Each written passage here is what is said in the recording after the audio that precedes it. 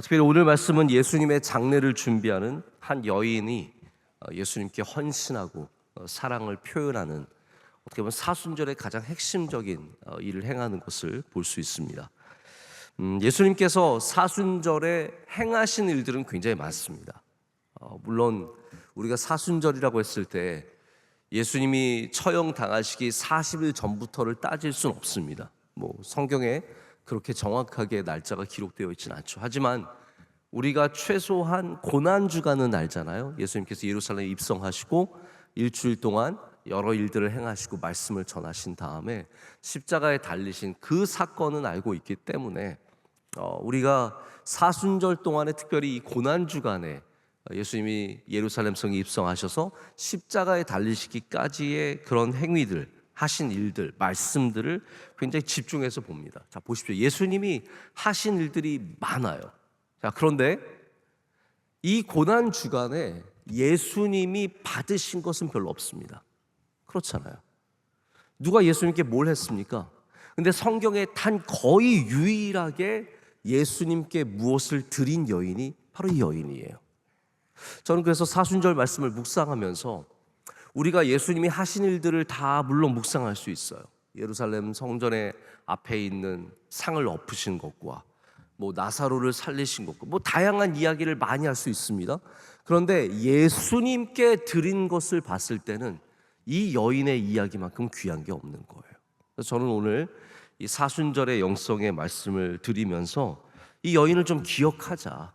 우리가 사순절에 해야 되는, 주님 앞에서 가져야 하는 자세가 바로 이러한 자세다라고 좀 말씀을 드리고 싶은 겁니다.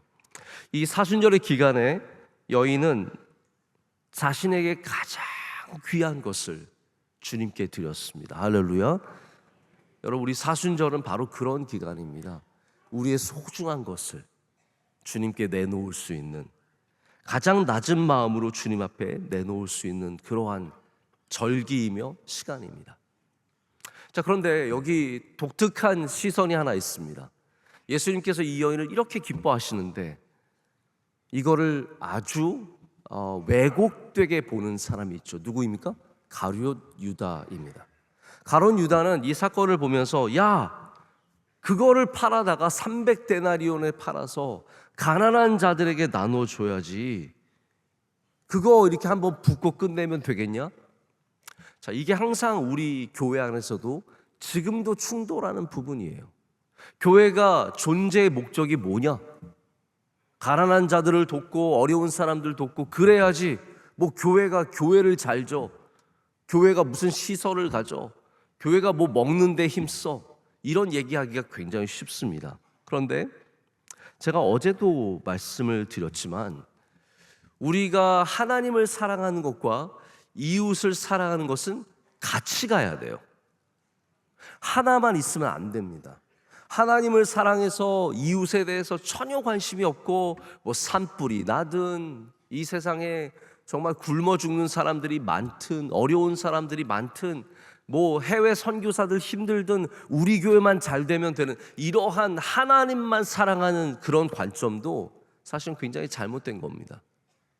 그러나 반대로 예수님 사랑, 하나님 사랑은 자꾸 축소시키고 이웃을 향한 사랑만 강조하면서 점점 하나님을 떠난 사순절을 맞는 것도, 그것도 절대로 맞는 방향은 아니라는 거죠. 그래서 사순절에 우리는 이 둘 다 가질 줄 알아야 합니다. 할렐루야. 주님을 정말로 사랑하고 또한 이웃을 진실되게 사랑할 수 있는, 하나님을 진실되게 사랑하고 이웃을 내 몸과 같이 사랑할 수 있는, 제가 어제도 이 설교한 거 여러분 기억하세요? 저도 요즘에 하도 일이 많으니까 어제가 몇 주 전같이 느껴질 때가 있어요. 어제 새벽에 제가 예수님께서 계명, 율법과 선지자의 강령이라고 말씀해 주신 것이 하나님을 사랑하고 이웃을 사랑하는 이 두 렌즈라고 말씀을 드렸어요.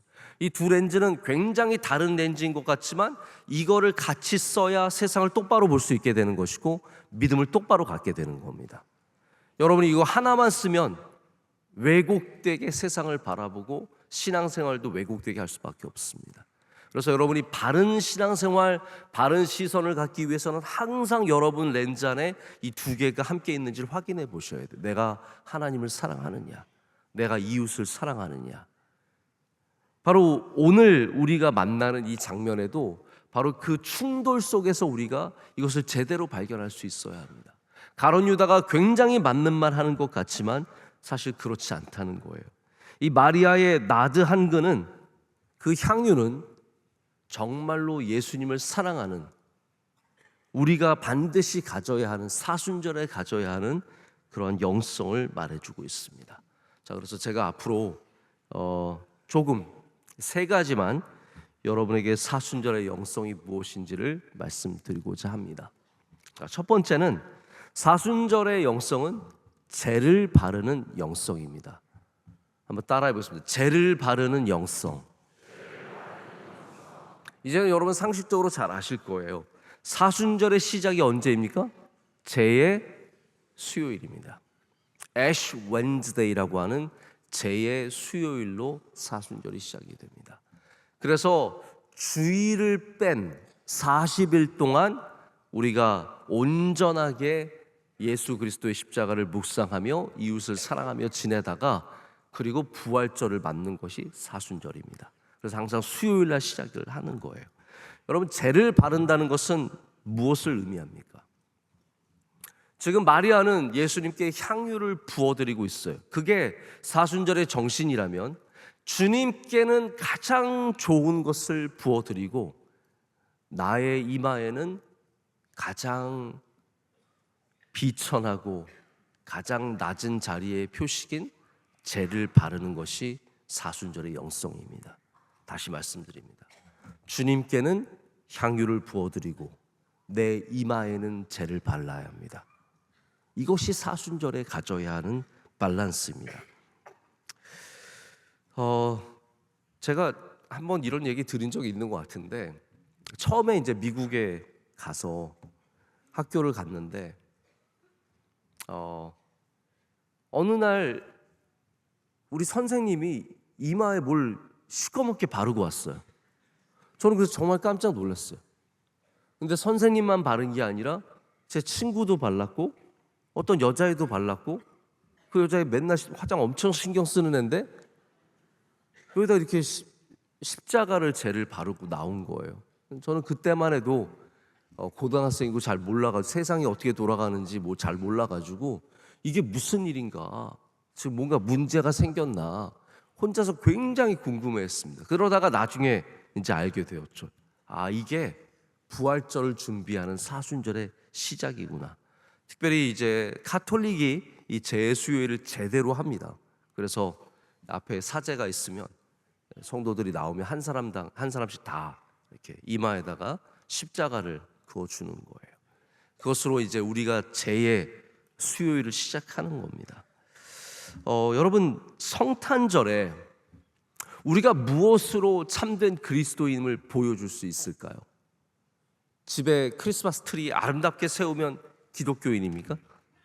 혹은 바깥에 문에 리스 같은 거 걸어놓으면 그러면 기독교인입니까? 크리스마스 카드 보내면 기독교인이에요? 아니면 크리스마스 캐롤 틀어놓으면 기독교인이에요? 제가 볼 때 성탄절에 참된 그리스도인을 보여줄 수 있는 게 많지 않습니다. 그러나 부활절을 앞둔 사순절에는 내가 그리스도인임을 보여줄 수 있는 정말 힘있는 영적인 도구들이 많아요. 여러분, 기독교인이 금식하는 거예요. 성탄절에 금식도 없어요. 다 같이 케이크 먹고 잘 먹고 다 좋아하는 거고 선물 나눠주고, 그래서 교인과 교인 아닌 사람들이 구별이 안 됩니다.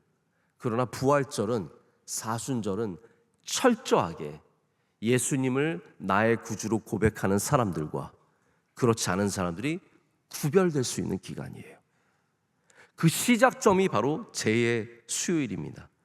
죄는 우리가 흙으로 와서 흙으로 돌아간다는 연약한 존재임을 고백하는 동시에 내가 가장 밑바닥에 있습니다. 보십시오. 욥이 고난당했을 때 그가 했던 것이 무엇입니까? 죄를 뿌리는 거예요. 욥이 내가 정말로 너무나 힘든 상황 속에 있습니다. 내가 고난 중에 있습니다. 이거 표현하는 방법이 뭐였냐면 재를 뿌리는 거예요. 이거는 내가 가장 낮은 자리에, 가장 처절한 자리에 있다는 것을 고백하는 겁니다. 여러분, 사순절은 우리가 죄인임을 고백하는 시간입니다. 이 마리아를 보십시오. 저는 이 말씀 보면서 약간 또 웃음이 나요. 왜냐하면 2절을 보면 예수를 위하여 잔치할 새 마르다는 또 뭐 했어요? 또 일하고 있어요. 마르다는 원래 그런 여인이에요. 그냥 또 일하고 있는 거고, 마리아는 뭐예요? 또 예수님 앞에 나아가서 향유를 깨어서 주님께 바르고 엎드려서 자기 머리털로 그의 발을 닦습니다. 여러분, 사순절의 영성은 이거예요. 내가 주님 앞에 낮아지는 것, 주님 앞에 엎드리는 것, 죄를 뒤집어 쓰고 내가 연약한 존재임을, 내가 죄인임을 고백하는 것. 여러분, 여기 마리아가 내가 고상한 여인이에요, 내가 돈 많은 여인이에요, 내가 정말로 정결하고 착한 여인이에요, 그러면서 머리카락으로 예수님 발을 닦는 게 절대로 아닙니다. 이 마리아는 죄인의 마음으로, 가장 낮은 마음으로 주님 앞에 엎드려서 향유를 깨어드리고 그 발을 닦고 있는 겁니다. 여러분, 그런 사람들이 복을 받고 그런 사람들이 은혜를 받습니다. 여러분, 평생에 주님 앞에 나와서 마리아처럼 여러분의 머리카락으로 예수님 발을 닦을 수 있는 믿음 꼭 지키시길 축복합니다. 우리 높아지지 않았으면 좋겠습니다. 목사가 되었든 누가 되었든 우리 주님 앞에 항상 낮은 마음으로, 죄를 뿌리는 마음으로 나아간다면 여러분, 은혜 받습니다. 복을 받습니다.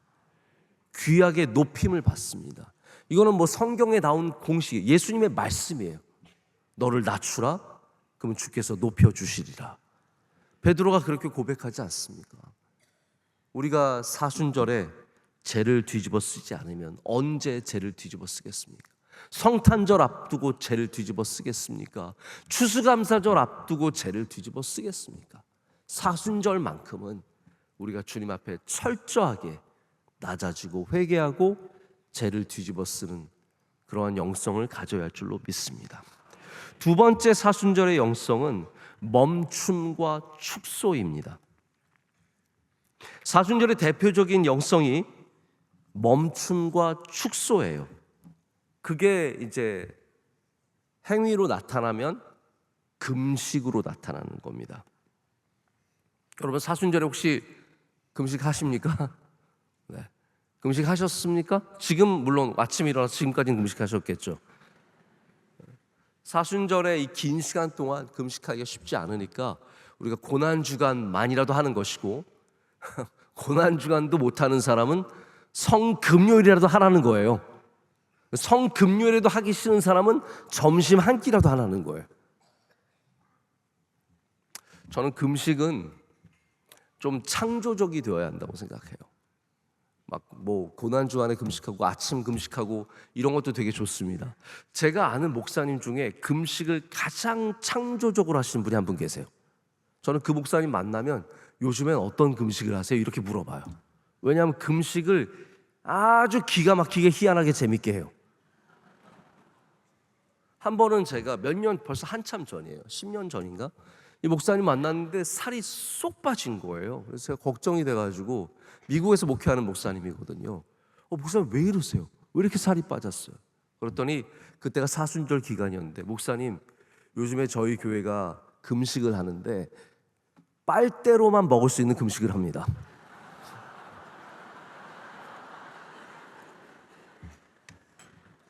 이게 어떤 금식이냐 하면 뭐든지 빨대만 꽂고 먹을 수 있으면 먹을 수 있어요. 그러나 빨대 외로는 먹으면 안 돼요. 혹시 여러분 공차 가보셨어요? 공차에 가면 타피오카를 먹을 수 있는 거대한 빨대가 있습니다. 저는 그 목사님 생각할 때마다 빨대의 사이즈는 얼마나 율법적으로 가야 하는가, 빨대의 규격을 정하고 금식을 하는가, 아니면 자유로운 빨대로 거의 밥까지 들이킬 수 있는, 근데 저는 그 목사님의 그 시도 자체가 너무 귀한 거예요. 여러분, 금식은 창조적이 되셔야 돼요. 그래야 금식을 해볼 수 있는 거예요. 예를 들어서 아니 뭐든지 해보라고 했죠. 해보라고요.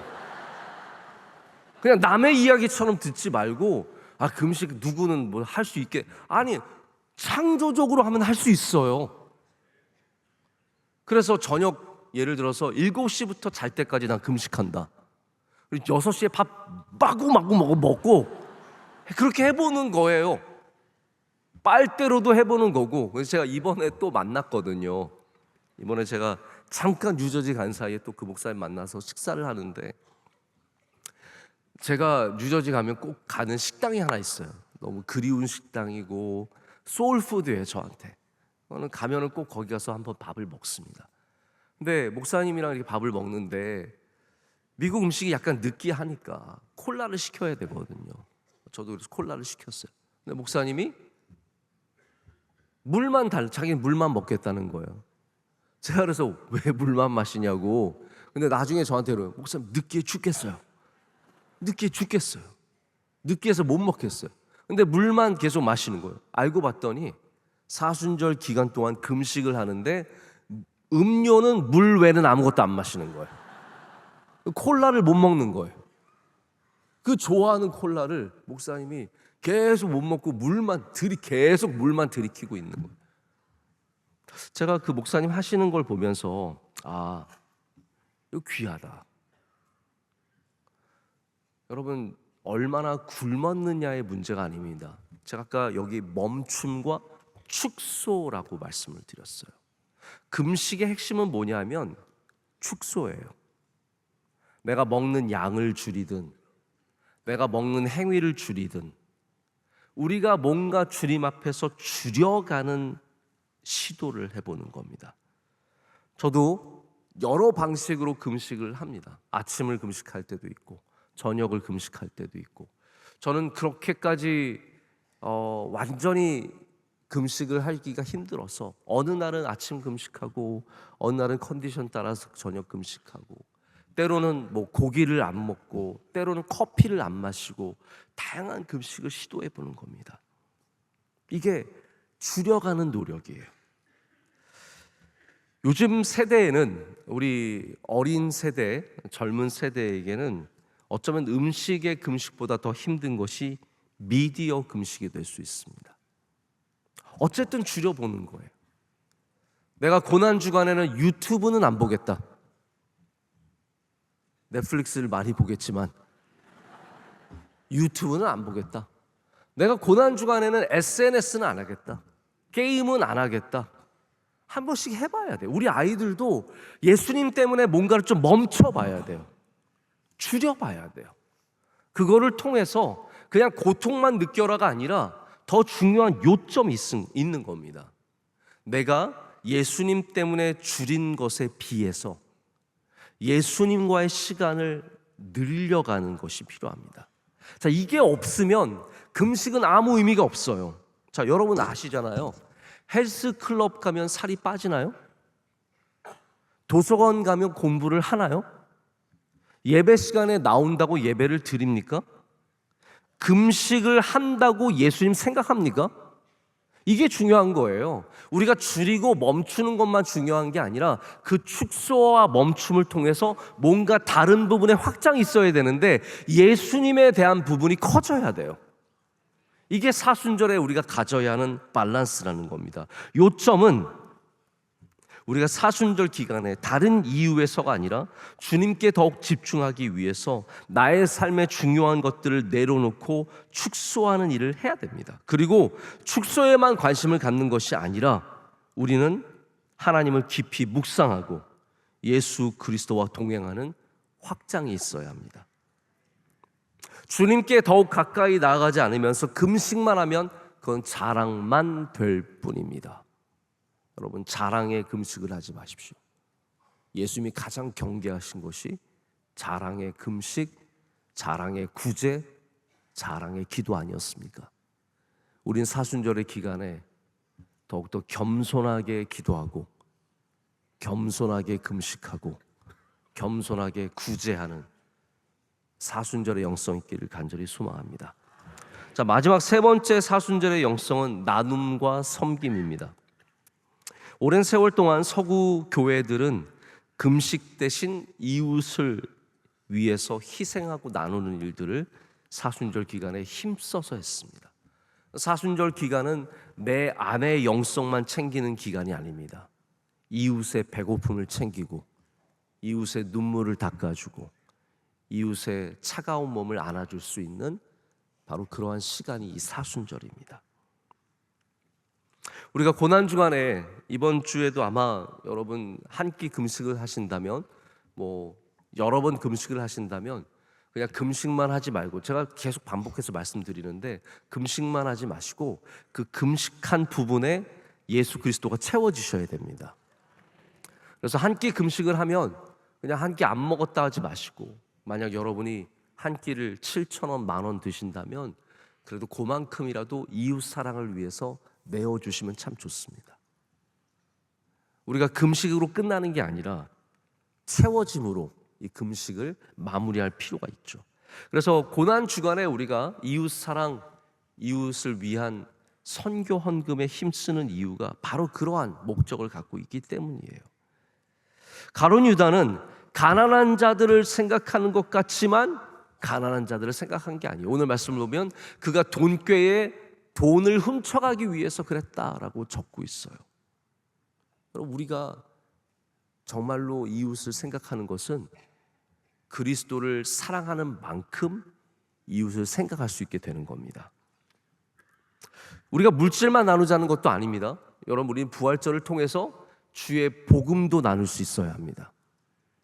이웃을 정말로 사랑한다면 우리가 떡 하나 주는 것도 중요하지만 복음을 주는 게 얼마나 중요하겠습니까? 자, 그런데 이 부활절이라는 게 예수님 안 믿는 사람 데려오기 참 힘든 시간입니다. 성탄절은 데려오면 재밌잖아요. 교회 장식도 예쁘고 교회에서 공연도 하고 애들 나와서 막 또 요셉 마리아 연기도 하고, 성탄절에 누구든지 교회에 오기 굉장히 쉬운, 문턱이 낮아지는 아주 좋은 시간입니다.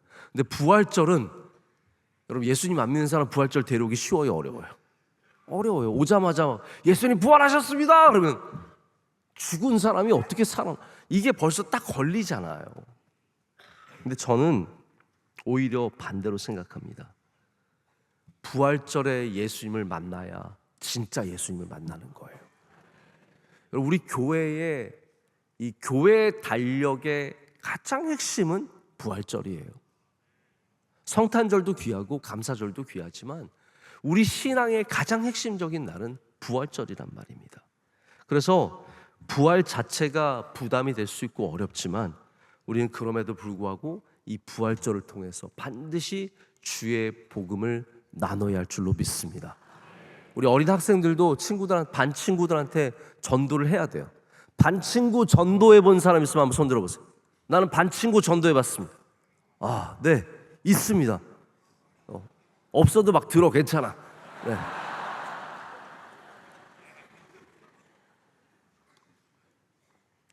저 어렸을 때만 해도 제가 저희 반에, 이건 제 자랑 같아서 말을 안 하려고, 제가 초등학교 때 저희 반에서 한 12명 정도 전도한 것 같아요.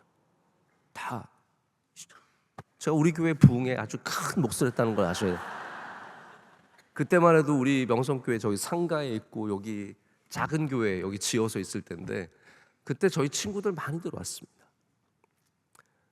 이번 부활절에 우리 어린 학생들 친구 꼭 한 명씩 데려오기를 축복합니다. 야, 부활절에 교회 가자. 우리 부활절에 교육부에서 계란 나눠줘요? 요즘에 계란 못 먹는 애가 어디 있겠어요? 그러나 어쨌든 재밌는 계란 나눠준다 뻥쳐서 데려와서 우리 많이 데려오는 은혜가 있기를 축복합니다. 제가 몇 주 전에 한번 소개했던 리 스트로벨이라고 하는 목사님이 있습니다. 이분이 시카고 트리뷴에서 기자로 있을 때 하루는 성령께서